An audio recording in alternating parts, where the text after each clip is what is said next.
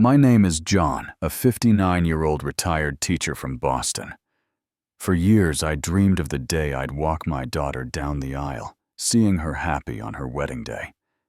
Instead, I got the shock of my life when Sarah looked at me with cold eyes and said, "Dad, I'm sorry, but you weren't invited. Go away."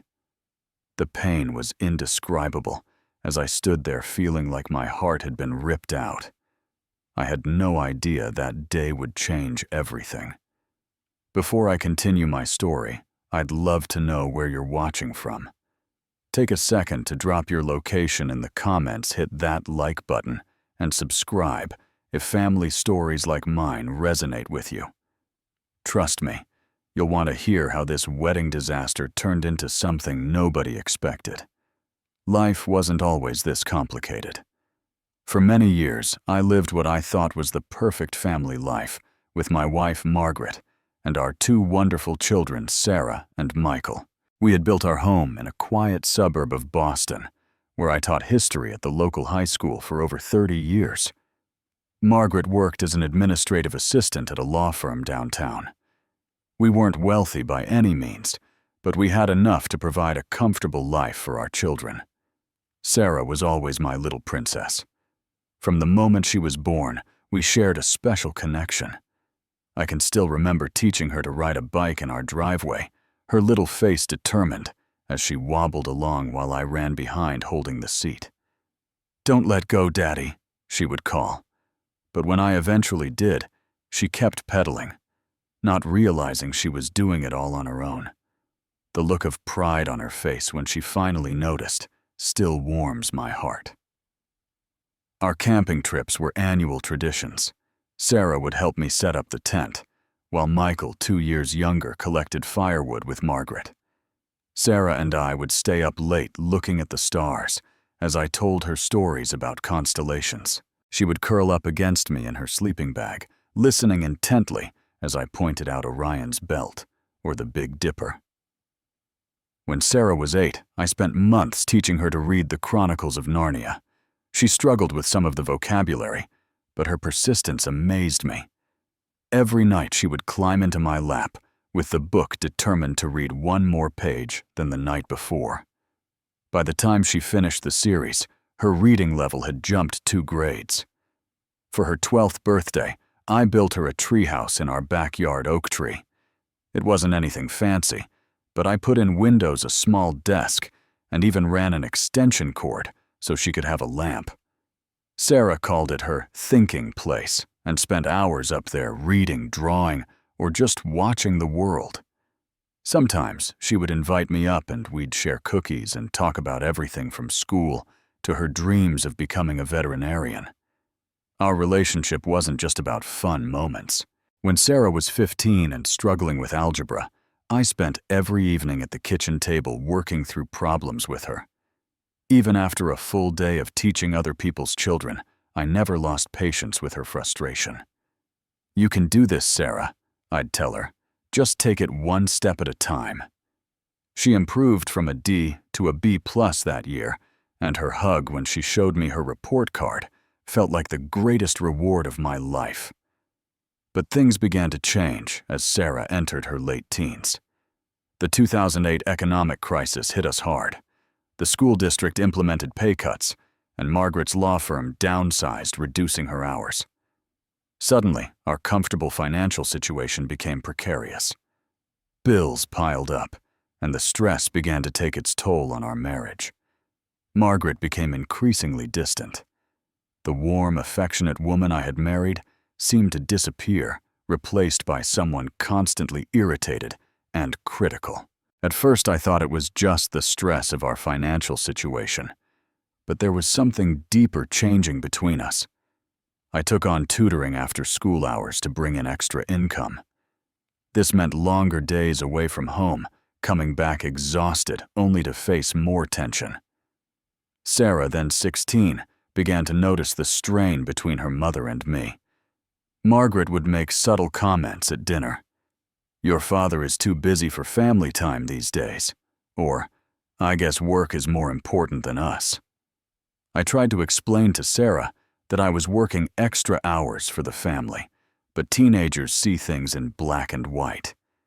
In her eyes, I was choosing to be absent. The distance between Sarah and me grew wider when she started dating her first serious boyfriend during junior year of high school. I tried to connect with her asking about school and her activities, but received only one-word answers. When I expressed concern about her staying out late with her boyfriend, Margaret undermined me, telling Sarah, "Your father just doesn't understand what it's like to be young anymore." By the time Sarah left for college at the University of Connecticut, studying veterinary science, just as she had dreamed, our once close relationship had cooled considerably. Still, I tried to maintain our connection. I sent care packages with her favorite snacks books I thought she might enjoy, and handwritten letters telling her how proud I was of her. I called every Sunday evening, though our conversations became shorter and more formal. "How are your classes going?" I would ask. "Fine," she would reply, followed by a brief description of a project or test. "Are you making friends? Is your roommate nice?" "Yeah, everyone's cool." I could hear the impatience in her voice, the subtle message that she had better things to do than talk to her father. Meanwhile, I noticed she called Margaret several times a week, having animated conversations about her professor's friends and campus life. The contrast was painful. When Sarah came home for holidays, she spent most of her time with friends, or Margaret often planning outings that somehow never included me. If I suggested a father-daughter lunch, she always had other plans or was too tired. Yet she found energy for shopping trips with her mother or parties with high school friends. I told myself this was normal. College students need space from their parents, especially fathers. She was finding her independence, and I should be proud of that. But watching her laugh and share stories with Margaret, while barely acknowledging my presence at the dinner table, cut deeper than I wanted to admit. By Sarah's junior year of college, she rarely came home at all, choosing instead to spend breaks with friends or at her boyfriend's family home. When I mentioned this to Margaret, she shrugged it off. "She's an adult now, John. You can't expect her to want to hang around her boring parents all the time." But it wasn't both parents she was avoiding. Her text messages to Margaret were frequent. They had inside jokes I wasn't part of. They planned girls' weekends that I only heard about afterward. I was being systematically excluded from their relationship, and I didn't understand why. One night, I found Margaret smiling at her phone. When I asked what she was looking at, she turned the screen to show me pictures of Sarah at a concert I hadn't known she was attending. "She and James had front-row tickets," Margaret explained. "Doesn't she look happy?" She did look happy, and I looked like a stranger peering into someone else's family life. The end came suddenly, though. In retrospect, I should have seen it coming. After 25 years of marriage, Margaret sat me down in our living room one evening after dinner and said simply, "I want a divorce." The words hung in the air between us, and for a moment I couldn't process what she was saying. "Is this about the financial stress?" I asked. "We're doing better now. The mortgage is almost paid off and my tutoring business is taking off." Margaret shook her head. "It's not about money, John. I'm not happy. I haven't been for a long time. We can work on it," I insisted. "Marriage counseling, a vacation together, whatever it takes." That's when she delivered the blow that shattered everything I thought I knew about our life together. "I've met someone else," she said, not meeting my eyes. "We've been seeing each other for 2 years. 2 years. 730 days of deception. Countless lies about working late girls' nights out weekend seminars. And the greatest betrayal of all her lover was Brian Thompson, the assistant principal at my school. A man who had sat at our dinner table, laughed at my jokes, and all the while was sleeping with my wife. Brian, I whispered the name burning like acid on my tongue. My colleague, my friend. Margaret finally looked at me, her expression a mixture of defiance and something that might have been guilt. It just happened, John. We didn't plan it. Affairs don't just happen for 2 years. They require deliberate choices, countless decisions to betray. Each secret text, each stolen afternoon, each lie was a conscious choice she had made. The following weeks were a blur of pain rage and disbelief. I moved into the spare bedroom, while Margaret contacted divorce lawyers. At school, I had to face Brian Evan every day, watching him avoid eye contact in the hallways. I requested a transfer to another school in the district, but it was midterm and no positions were available. Each day felt like walking through fire. The worst part was when our children were told. Margaret insisted on telling them together, presenting a united front as we destroyed their sense of family stability. But her version of events was carefully crafted. "Your father and I have grown apart," she explained to Sarah and Michael over a tense dinner. "Sometimes people change, and marriage can't always adapt to those changes." Not a word about Brian, not a hint of her betrayal. Michael, then 21, and in his final year of college, looked back and forth between us with confusion. "Is there someone else involved?" he asked directly. Before I could answer, Margaret jumped in. "That's not important right now. What matters is that we handle this transition respectfully." I saw Sarah watching me accusingly, as if I were the villain in this story. Later, I overheard Margaret telling her, "Your father became so wrapped up in his work that he forgot about us. Some men just can't balance family and career." The divorce proceedings turned ugly fast. Margaret wanted the house, half my pension, and alimony, despite her relationship with Brian. Her lawyer painted me as a workaholic who had neglected his family. My own attorney advised me to fight, but I was exhausted, heartbroken, and just wanted it to end. In the end, I gave Margaret the house and a significant portion of my retirement savings. I couldn't bear to stay in the home filled with memories of our family anyway. I kept my car, personal belongings, and enough money to start over. It felt like a Pyrrhic victory at best. Throughout this ordeal, Sarah fully aligned herself with Margaret. She stopped taking my calls entirely and returned my letters unopened. Through Michael, I learned she believed I had abandoned the family emotionally years ago, driving Margaret to seek companionship elsewhere. The narrative had been flipped so completely that I barely recognized my own story. Our extended family and friends took sides as well. Margaret had always been the social one, maintaining our relationships while I worked. She controlled the narrative, and most believed her version of events. My brother Thomas was one of the few who stood by me, offering his guest room, while I looked for an apartment. "Time will reveal the truth, John," he assured me. "Sarah will come around eventually." But as weeks turned into months with no word from my daughter, hope began to fade. I found a small, one-bedroom apartment near my new school assignment and tried to rebuild some semblance of a life. At 50, I was essentially starting over. The loneliness was crushing. I'd come home to empty rooms, cook dinner for one, and spend evenings staring at the phone, willing it to ring with a call from Sarah. Sometimes I'd dial her number only to hang up before it connected. My pride and hurt battled with my love for her. Eventually, I established a routine, teaching during the day, tutoring some evenings, and joining a community center. Chess club on Thursdays. I started swimming at the local YMCA, finding that physical exhaustion helped me sleep without lying awake replaying the past. I began keeping a journal initially, as a way to process my anger and grief. Over time, it became a record of my life, my feelings, and especially my memories of Sarah growing up.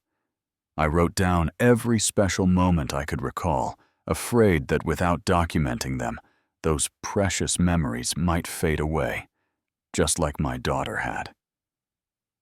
Today, I remembered teaching Sarah to swim at Walden Pond when she was 6. I wrote one evening.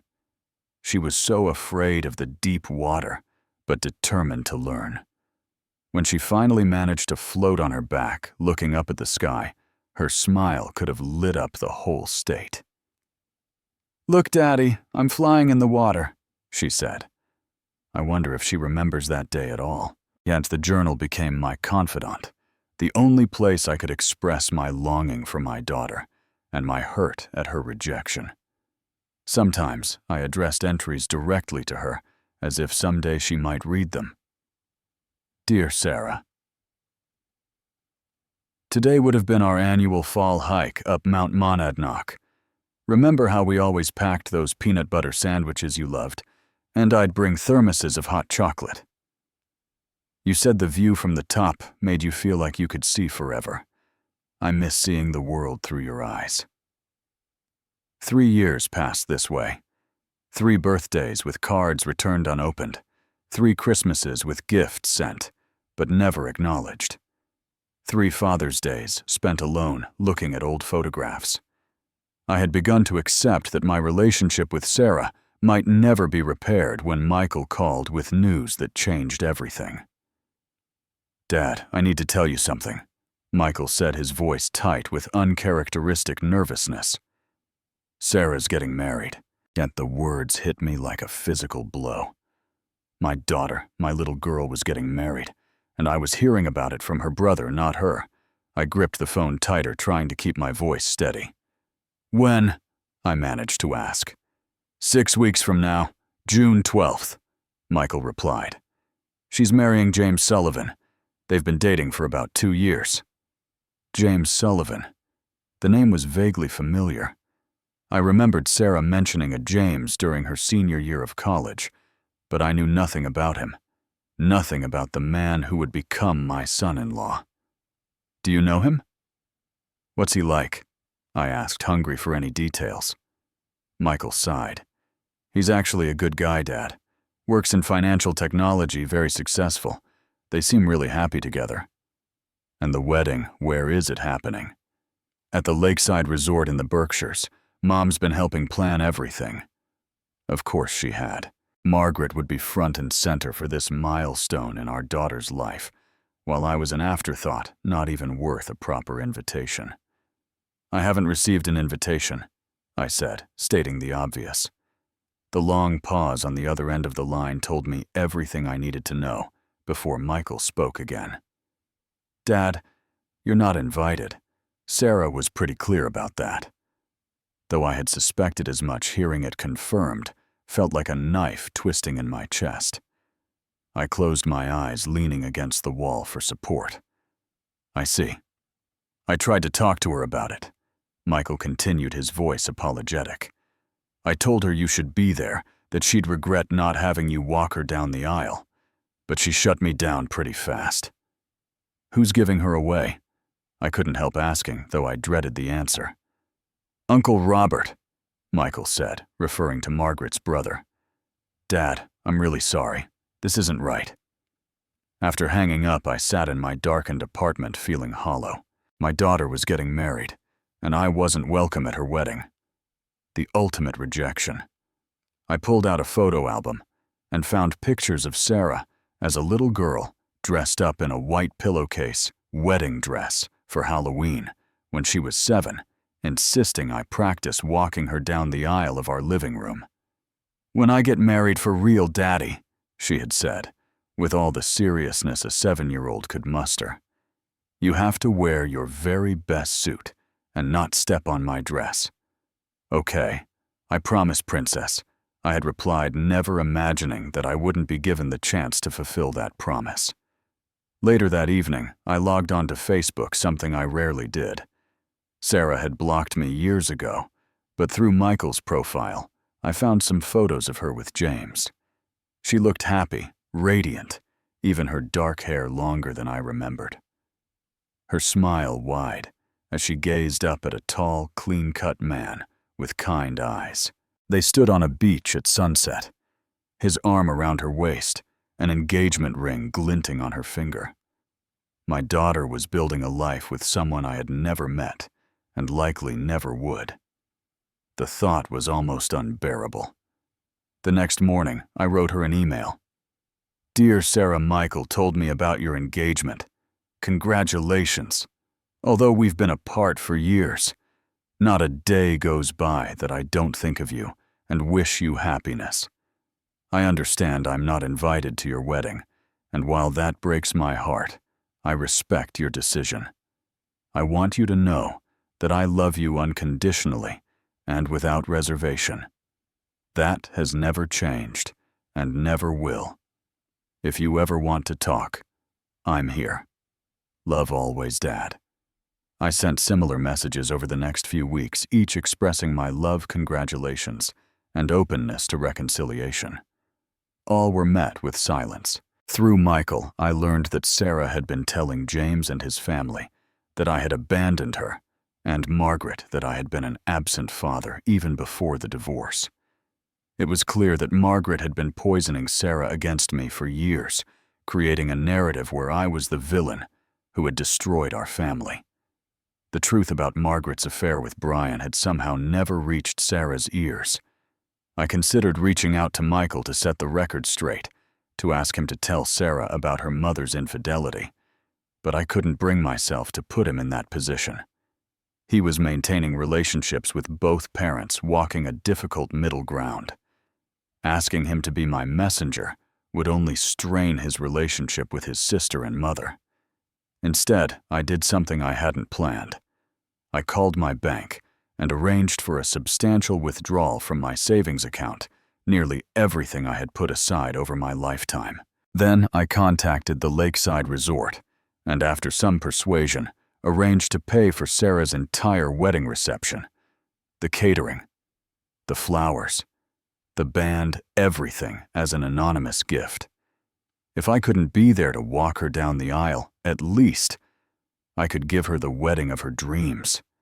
The resort manager agreed to keep my identity as the benefactor's secret, saying only that a family member had taken care of all expenses. As the wedding date approached, I became increasingly restless. The thought of Sarah marrying without me there tormented me. I couldn't eat, couldn't sleep. Finally, I made a decision that would either heal our relationship or destroy any hope of reconciliation forever. I decided to attend the wedding, invited or not. The morning of Sarah's wedding dawned clear and bright, as if the universe itself was celebrating. I stood in front of my bathroom mirror, adjusting the tie of my new charcoal gray suit, purchased specifically for this day. My hands trembled slightly as I secured the gold tie pin that had belonged to my father. "You can do this, John," I told my reflection, trying to bolster my courage. "She's your daughter. You have every right to be there." But did I? After years of silence, was I about to commit an unforgivable intrusion? I pushed the doubt aside. I had to try. In my jacket pocket was a small box containing a pearl necklace that had belonged to my mother. I had always planned to give it to Sarah on her wedding day. Beside it was an envelope containing a check for a substantial amount of money that represented my life's savings, intended to help the young couple start their lives together. And there was a card expressing my love, pride, and hopes for her happiness. The 3-hour drive to the Berkshires gave me too much time to think. I rehearsed what I might say to Sarah, how I would react if she rejected me again, what I would do if Margaret caused a scene. I switched the radio stations, constantly unable to settle on music that matched my tumultuous emotions. When I finally arrived at the lakeside resort, my heart nearly stopped. The setting was spectacular, with the ceremony site overlooking a pristine lake mountains rising in the distance. White chairs were arranged in neat rows, an arch of flowers marking where my daughter would soon make her vows. Guests were already arriving, dressed in their finest. I recognized some faces from our extended family and Sarah's childhood friends. No one seemed to notice me as I parked in the far corner of the lot and sat in my car, gathering my courage. At 1:30 p.m., 30 minutes before the ceremony was scheduled to begin, I finally stepped out. As I approached the gathering, I spotted Michael standing near the entrance to the resort's garden area. His eyes widened in surprise when he saw me. Dad? He hurried over, concern etched on his face. What are you doing here? I had to come, I said simply. I couldn't miss Sarah's wedding day. Michael ran a hand through his hair, clearly conflicted. This could go really badly. I know, but I have to try. He sighed deeply. She's in the bridal suite with Mom and the bridesmaids. Dad, just be prepared, okay? This might not go how you hope. I nodded, steeling myself. Can you tell me where the bridal suite is? Michael pointed toward the east wing of the resort. Second floor Magnolia Room. But Dad, I'll be careful, I promised. I won't cause a scene. The walk to the bridal suite felt like the longest journey of my life. Each step carried me closer to a potential heartbreak, but also to the faint possibility of reconciliation. I passed servers arranging champagne flutes, musicians tuning their instruments, and photographers testing lighting. All the elements of a perfect wedding day that I had helped finance from the shadows. Outside the Magnolia Room, I paused, hand raised to knock, heart thundering in my chest. From inside, I could hear laughter and excited voices, one of which I recognized instantly as Sarah's. For a moment, I considered turning back, sparing us both the potential pain of confrontation on what should be her happiest day. But I had come too far to retreat now. I knocked. The door was opened by a young woman in a lavender bridesmaid dress, her expression turning confused when she saw me. Can I help you? I'm here to see Sarah, I said. I'm her father.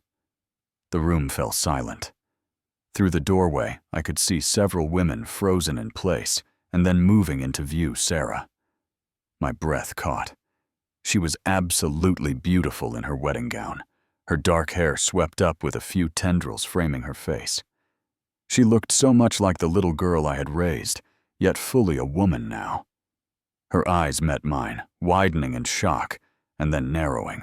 Before she could speak, Margaret appeared behind her, her face hardening when she saw me. John, she said coldly. What do you think you're doing here? I ignored her, focusing only on Sarah. You look beautiful, sweetheart. Sarah's expression was a complex mixture of emotions, but the predominant one was anger. Dad, I'm sorry, but you weren't invited. Go away. Her voice trembled slightly, but her message was clear. Sarah, please, I began. Just give me 5 minutes. No. She shook her head firmly. I don't want you here. Today is about me and James, not about rehashing the past or making some grand gesture. Please respect my wishes and leave. The finality in her tone left no room for argument. I stood there, the small box and envelope suddenly heavy in my pocket as the weight of her rejection pressed down on me. Margaret moved to stand beside Sarah, a protective arm around our daughter's shoulders, though her eyes held a gleam of satisfaction at my humiliation. You heard her, John. You're not welcome here. Don't make this more difficult than it needs to be. I looked past them to see the bridesmaids watching uncomfortably strangers, witnessing one of the most painful moments of my life. From the hallway behind me, I heard voices approaching, more wedding guests arriving. I understand, I said quietly to Sarah. I won't disrupt your day. I just wanted you to know that I love you, and I always will no matter what. I turned to leave, conscious of the stares following me, the whispers already beginning. As I walked back down the hallway, Michael intercepted me, his face filled with sympathy. Dad, I'm sorry. I should have warned you it would be like this. I shook my head. It's not your fault. I knew it was a risk. Are you going to stay for the ceremony? You could sit in the back. She might not even notice. The thought of watching from a distance as another man walked my daughter down the aisle, of seeing her marry without acknowledging my presence, was too much to bear. No, I said. I think it's best if I go. As I made my way through the lobby, I passed an older couple, who I assumed were James's parents given their formal attire and the corsage the woman wore. They glanced at me curiously, but continued on their way, unaware of who I was or the pain I was carrying. Outside, the beautiful day seemed to mock my sadness. Guests were still arriving, parking their cars, straightening ties, and smoothing dresses, all preparing to witness a joyous occasion. And here I was, walking away from my own daughter's wedding, uninvited and unwanted. I reached my car and sat inside, unable to start the engine, yet overcome by the finality of what had just happened. Through the windshield, I watched the celebration I would not be part of, and for the first time since the divorce, I let myself cry without restraint. The drive away from the lakeside resort felt surreal. I had just been rejected by my own daughter on her wedding day, told plainly that I wasn't wanted in her life, even for this momentous occasion. Each mile I put between myself and the wedding venue should have brought relief, but instead my thoughts grew darker and my anger more potent. I pulled over at a scenic overlook, unable to focus on driving with my mind in such turmoil. The view of the Berkshire Mountains spread out before me, but I saw none of its beauty. Instead, I saw years of manipulation and lies that had turned my daughter against me. All those years of working extra hours to provide for my family, the sacrifices I'd made, the love I'd given unconditionally, erased by whatever narrative Margaret had crafted. It wasn't fair. It wasn't right. As I sat there, my phone rang. Michael's name flashed on the screen. I almost didn't answer, not wanting to hear about how beautiful the ceremony was, or how happy Sarah looked with Uncle Robert walking her down the aisle. But something compelled me to pick up. "Dad," Michael's voice was hushed, urgent. "I need to talk to you. I'm in the parking lot away from everyone." "What is it?" I asked, hearing the strain in his voice. "I overheard Mom talking to Aunt Linda. Dad, she's been lying to Sarah for years. She told Sarah you refused to help with her college tuition after the divorce, that you contested the child support, that you asked her not to put your name on her graduation announcement." Each accusation felt like a fresh wound. "None of that is true, Michael. I paid for her entire education. I never contested anything in the divorce. I sent cards, gifts, letters." "I know, Dad. I know that now. Mom's been intercepting your letters and gifts all these years. She told Sarah you barely made any attempt to contact her." The magnitude of Margaret's deception left me breathless. All those times I thought Sarah was ignoring my attempts to reach out, she hadn't even known about them. All the birthdays, holidays, and special occasions I had tried to acknowledge, erased as if they never happened. "Why would your mother do this?" I asked. Though the answer was obvious: revenge, bitterness, or perhaps simply the need to control the narrative about our failed marriage. "I don't know." Michael sounded disgusted. "But Dad, there's more. Sarah thinks you've been living comfortably while Mom struggled financially after the divorce. She has no idea you gave up the house, most of your savings, that you've been living in that small apartment while Mom moved Brian in almost immediately after you left." The pieces were falling into place now. Sarah's coldness, her anger, her willingness to exclude me from her life, all based on a foundation of lies. And Margaret had maintained this deception for years, poisoning my relationship with my daughter to punish me for a crime I hadn't committed. What should I do, Michael? Should I come back and tell Sarah the truth today of all days? There was a long pause. "I don't think that's a good idea, Dad. She wouldn't believe you right now, and it would just create a huge scene. Let me talk to her first after the honeymoon. I can show her evidence, maybe even find some of those letters if Mom kept them." I agreed reluctantly. Disrupting Sarah's wedding with family drama wouldn't help anyone, least of all Sarah. We said goodbye, and I sat in my car, anger building with each passing minute. I had paid for the entire wedding. Every flower, every bite of food, every note of music was courtesy of my life savings, and Sarah had no idea. She was celebrating with the belief that I was a selfish, negligent father who couldn't be bothered to be part of her life. The injustice burned like acid in my chest. Before I could reconsider, I pulled out my phone again and called my bank. After verifying my identity, I spoke with the manager about the arrangements I had made for the wedding payments. "Mr. Watson, I understand, but the payments have already been processed," the manager explained. "The venue has received the funds." "I want to cancel them," I said firmly. "Reverse the charges immediately." "Sir, that's quite unusual. There might be penalties, and the resort has already provided services based on that payment." "I understand. Please proceed with the cancellation anyway." After some hesitation and warnings about potential complications, the manager agreed to initiate the process. Within minutes, I received confirmation that the payments to the Lakeside Resort had been flagged for cancellation and reversal. As I hung up, a strange mixture of emotions washed over me. Part of me felt vindicated, finally standing up against years of injustice. Another part felt guilty for potentially ruining Sarah's special day. But the strongest feeling was resolution. This dramatic action would force the truth into the open. There would be no more hiding behind lies and manipulation. I started my car and headed for home, knowing that within hours, chaos would erupt at the wedding reception when the venue management discovered that the payments had been canceled. It was a drastic move, but after years of being silenced and erased from my daughter's life, it felt like my only recourse.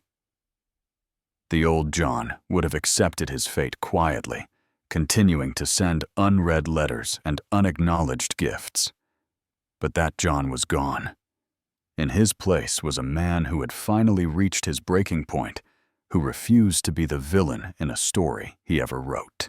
As I drove, I realized this action would either destroy any chance of reconciliation with Sarah forever. It would finally clear the path for truth and healing. Either way, I would no longer be a silent, passive character in Margaret's carefully constructed narrative. The fallout came faster than I expected. I had barely arrived home when my phone began ringing incessantly. First, Margaret, her voice shrill with rage, as she left voicemails accusing me of sabotage and cruelty. Then, James's father, a man I had never spoken to, demanding an explanation for why the reception venue was threatening to shut down the celebration. Finally, Sarah herself, her message, a mixture of fury and disbelief. "How could you do this? Is ruining my wedding your idea of punishment because I didn't invite you? I knew you were bitter, Dad, but I never thought you'd stoop this low. Call me back immediately." I let them all go to voicemail, needing time to gather my thoughts before engaging. This confrontation needed to happen face to face, not over the phone where words could be twisted or misunderstood. When I finally called Sarah back, her answer was immediate and hostile. "What is wrong with you?" she demanded without preamble. "The resort manager just announced that all payments for our wedding have been canceled. Do you have any idea how humiliating this is?"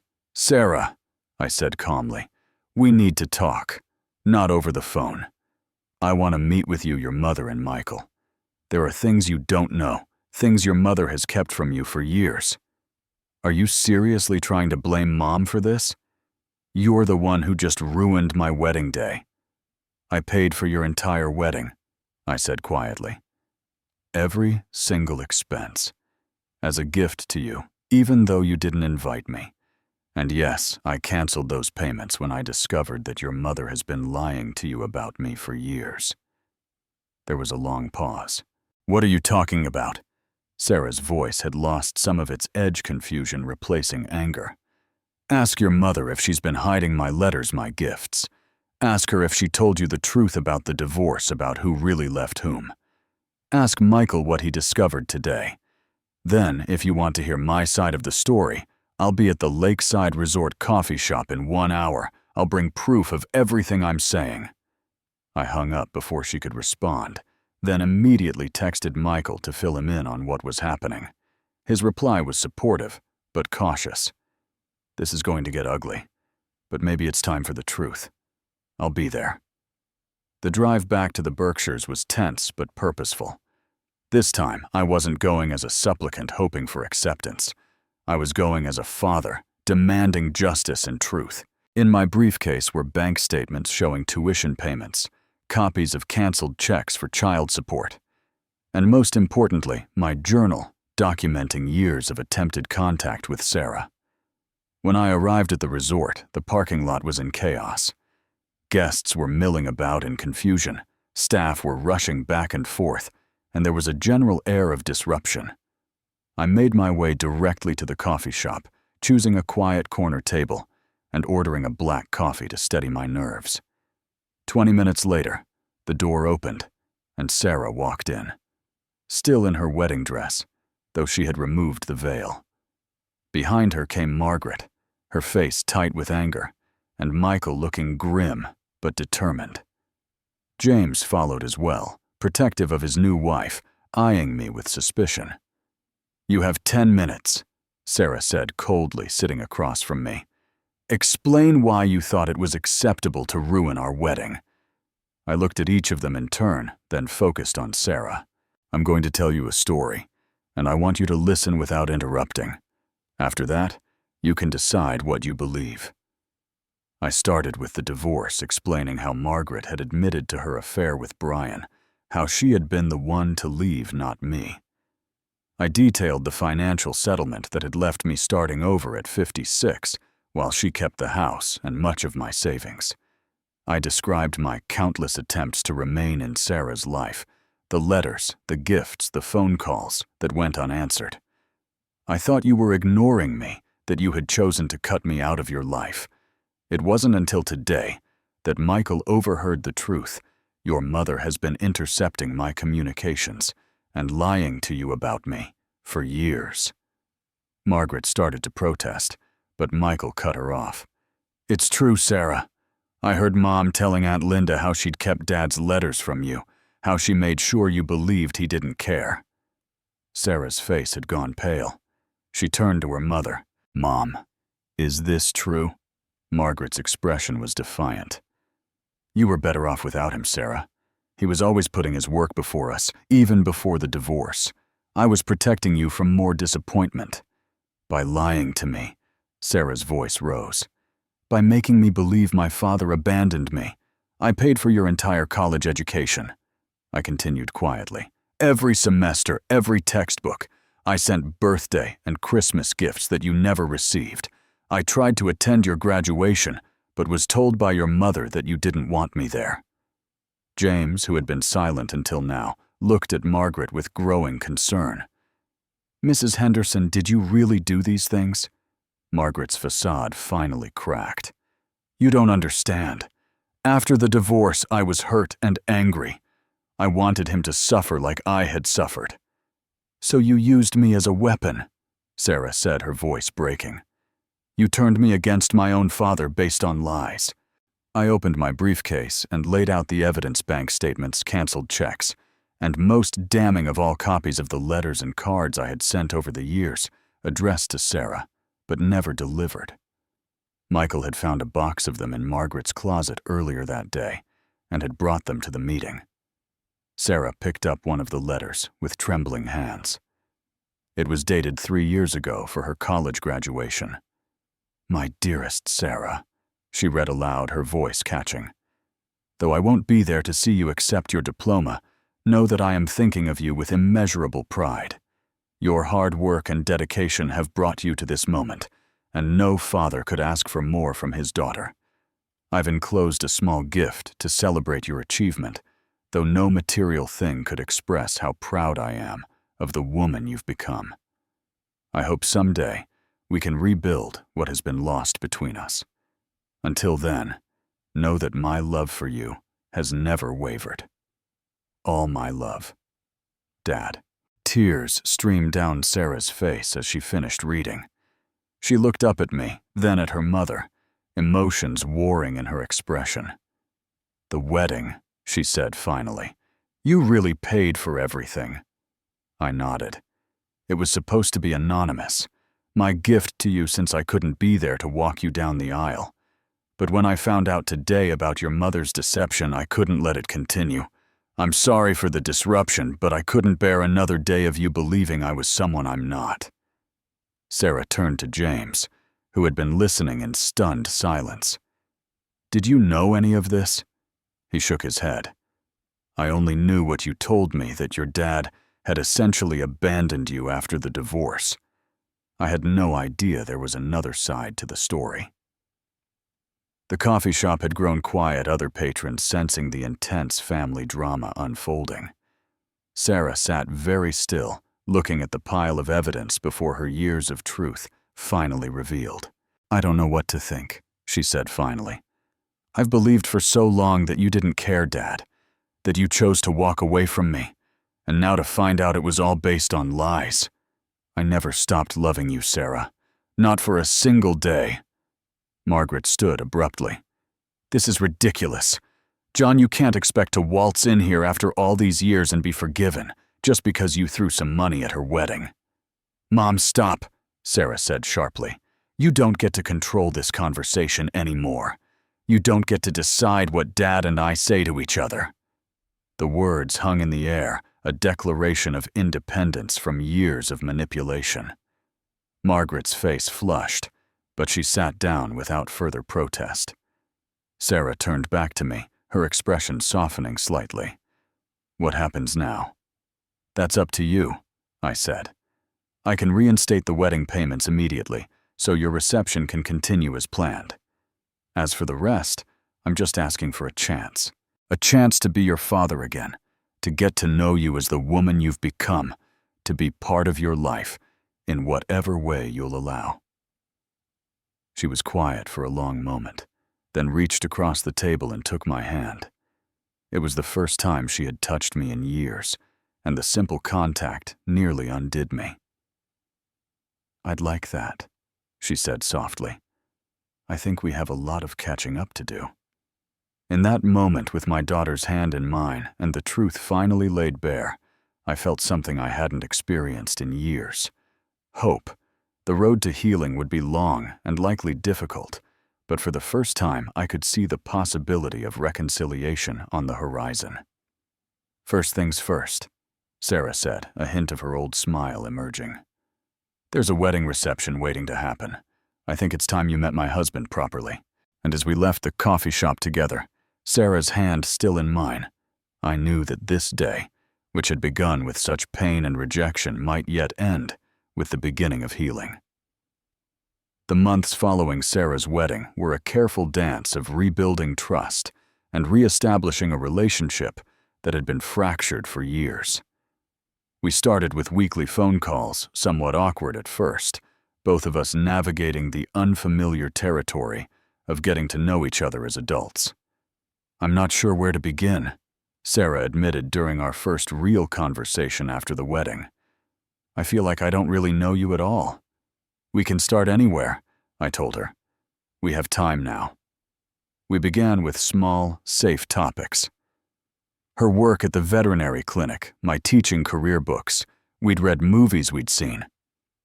Gradually, the conversations deepened as trust slowly grew between us. I learned about her life during the years we'd been apart, and she asked questions about mine. One evening, about 2 months after the wedding, Sarah asked if she could come visit me. She and James lived in Connecticut, about 2 hours from my apartment in Boston. I spent a frantic week cleaning and preparing, wanting everything to be perfect for her first visit. When she arrived, there was an awkward moment at the door, neither of us quite sure of the protocol. Should we hug, shake hands? But Sarah stepped forward and embraced me, a brief but meaningful contact that brought tears to my eyes. "Your place is nice, Dad," she said, looking around my modest apartment. Her gaze fell on a bookshelf where I'd displayed photographs of her throughout her childhood images. I had saved from the divorce and kept as precious reminders of the relationship we once had. Sarah walked over and picked up a frame containing a picture of her at about 8, sitting on my shoulders at a Patriots game. "I remember this day," she said softly. You bought me my first foam finger and hot chocolate with extra whipped cream. You said it was the best day ever, I recalled. It was, she nodded, setting the photo down carefully. I had a lot of best days ever with you, Dad. I just forgot about them for a while. That visit marked a turning point. Sarah began coming to see me every few weeks, sometimes with James, sometimes alone.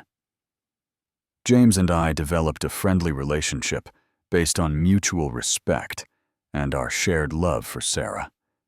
He was a good man, intelligent and kind, clearly devoted to my daughter.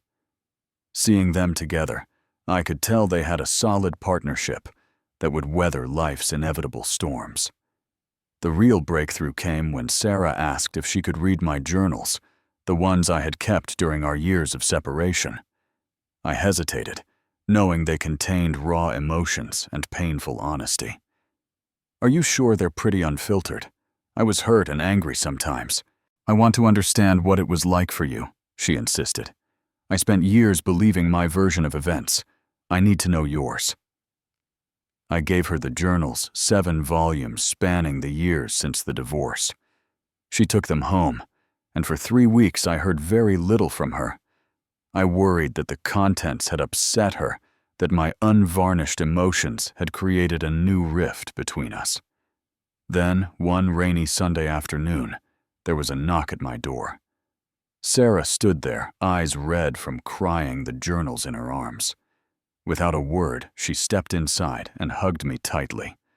A real embrace, the kind we used to share when she was young. I'm so sorry, she whispered against my shoulder. I had no idea how much pain you were in, how much you missed me, how hard you tried to reach me.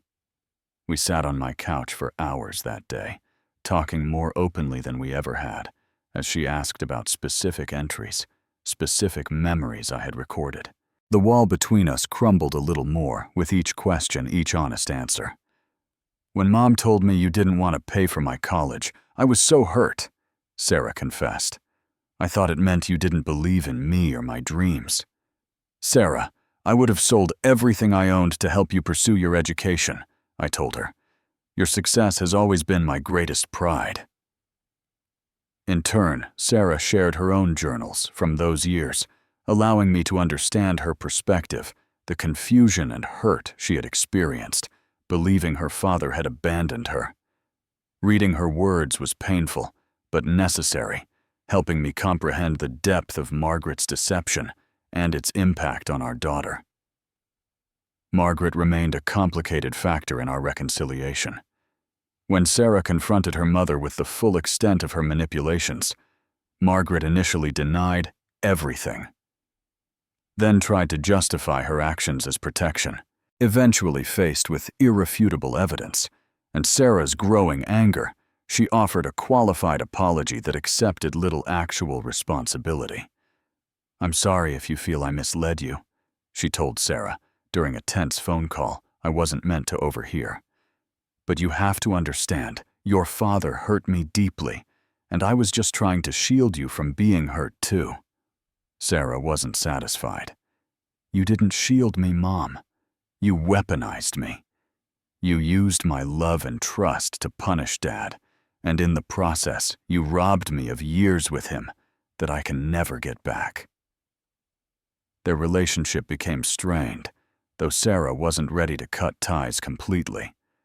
Margaret was still her mother, despite her actions, and Sarah was working through complex feelings of betrayal and love.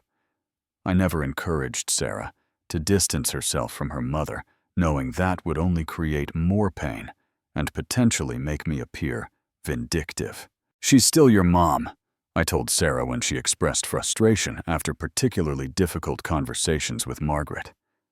That relationship is yours to navigate in whatever way feels right to you. As for me, I found myself in an unexpected new chapter of life. With Sarah back in my world, colors seemed brighter, food tasted better, and the future held promise again. I even began dating something I hadn't seriously considered since the divorce. Linda was a fellow teacher at my school, a widow with grown children of her own. Our relationship developed slowly, based on shared interests and mutual respect. When I finally introduced her to Sarah and James, I was nervous about how my daughter would react to seeing me with someone other than her mother. "Dad, I'm happy for you," Sarah said afterward, when we had a moment alone. "Linda seems wonderful, and it's obvious she cares about you." And 6 months after the wedding, Sarah and James invited me to dinner at their home, a charming colonial in a leafy Connecticut suburb. Over dessert, they shared news that brought everything full circle. "Dad," Sarah said, reaching for James's hand, "we wanted you to be the first to know. We're having a baby. You're going to be a grandfather." The joy that flooded through me in that moment was indescribable.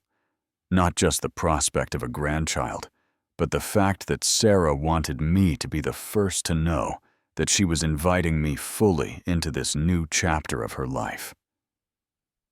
"That's wonderful news," I managed, though my voice was thick with emotion. "I'm so happy for you both." Sarah smiled, her eyes bright with unshed tears. "We were hoping if it's a boy, we might name him John, after his grandfather." In that moment, I knew that the healing between us was real and lasting. The years of separation couldn't be erased, but they could be overcome. The lies that had divided us had been exposed to the light, allowing truth and love to flourish in their place. The path to this reconciliation had been painful and unexpected. It took a dramatic gesture, the cancellation of wedding payments, to bring the truth to light. It required courage from Sarah to question the narrative she had believed for so long, and from me to risk rejection by fighting for our relationship. As I drive home from Connecticut tonight, thinking about becoming a grandfather, about the second chance I've been given to be part of my daughter's life, I'm struck by the profound lesson in our story. The truth, no matter how deeply buried, will eventually find its way to the surface. Resentment and lies can destroy relationships, but honesty and forgiveness can rebuild them, sometimes making them stronger than before. Standing up for myself that day at the wedding was the hardest and best decision I ever made. It wasn't about revenge or punishment, but about refusing to let lies define who I was as a father any longer. In doing so, I didn't just reclaim my relationship with my daughter, I reclaimed my own sense of worth and dignity. If you're facing your own family struggles or painful separations, I hope our story gives you courage. Don't give up on the relationships that matter, even when they seem beyond repair. Sometimes the bravest thing you can do is to stand firm in your truth and open your heart to the possibility of healing. I'd love to hear about your experiences with family reconciliation. Have you ever had to take a dramatic stand to bring truth to light? Have you found your way back to a loved one after years apart? Share your stories in the comments below, and don't forget to like and subscribe if this story touched your heart. Together we can support each other through family struggles and celebrate the healing that is possible when we choose truth, courage, and love.